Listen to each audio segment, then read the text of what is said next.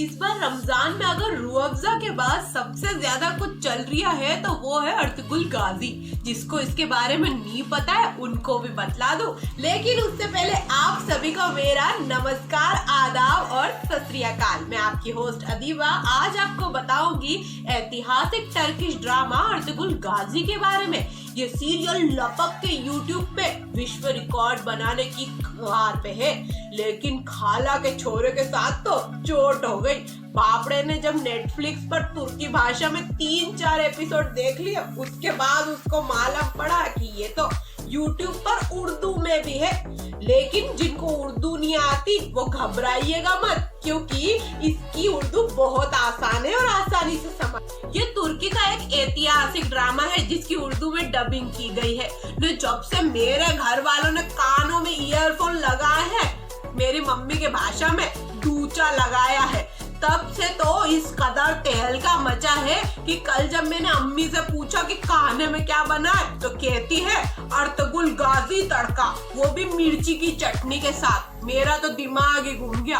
अब बाबा यहाँ तक तो सब ठीक था ने आज अचानक मेरे को अर्तुगरुल गाजी की फेसबुक पे फ्रेंड रिक्वेस्ट आ गई।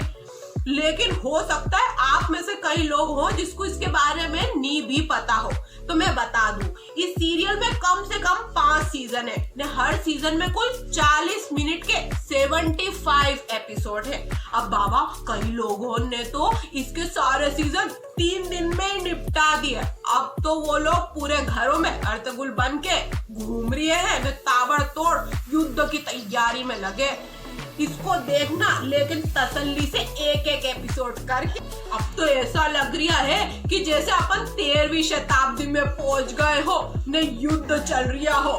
इस बार तो फुप्पो ने मामू की छोरियों ने ईद पर सर पर हलीमा जैसा बांध रखा है। हलीमा इस सीरियल में हीरोइन है कि, तो मैंने सोचा मैं काय को पीछे रू, तो मैंने भी बांध लिया। कमेंट करके बताना जरूर कैसा लग रहा है ने। हाँ, मेरे चैनल को सब्सक्राइब करना भी मत भूलना ने, लाइक तो जरूर करना। तो चलो मैं थोड़ा तुमको समझा दूं कि इसमें है क्या।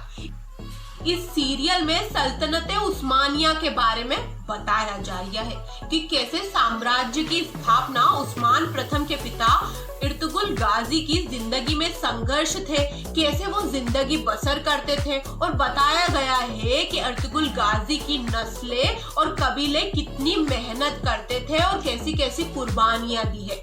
ये सल्तनत कायम कर पाई थी, जिससे पूरी दुनिया में इस्लाम का परचम जोर शोर से लहराने लगा था। इस सल्तनत को इस्लामिक केंद्र भी कहा जाता है। 1299 ईस्वी में अर्तुगरुल गाजी के बेटे उस्मान द्वारा सल्तनत ए उस्मानिया की बुनियाद रखी गई, लेकिन 1923 ईस्वी में कुछ बेईमान शख्स ने बहुत सी दिक्कतें पैदा की और इस वजह से ब्रिटिश हुकूमत ने अपनी साजिशों में उनको जकड़ लिया और वो सब लालच में आ गए। इसी चक्कर में सल्तनत का खात्मा कर दिया गया। न मेरे को तो लग रहा है कि अब बच्चों के चॉकलेट न गोली बिस्कुट के पैकेटों पे भी अर्तुगरुल गाजी के नाम के बैनर लगे आएंगे, तभी बच्चे चीज खाएंगे। क्या कहते हो, गलत कह रही हूँ क्या? इसी तरह से इसका बहुत क्रेज चल रहा है। तो अगर तुम्हें ऐतिहासिक चीजें पढ़ने का शौक है, ये तुम्हें अच्छा लगता है, उसमें कोई दिलचस्पी है, तो इस वेब सीरीज को जरूर देखें। अब मेरे को तो इस बात का डर है कि लोगों का लॉकडाउन खुलने के बाद घोड़ा खरीदने नहीं निकल जाए।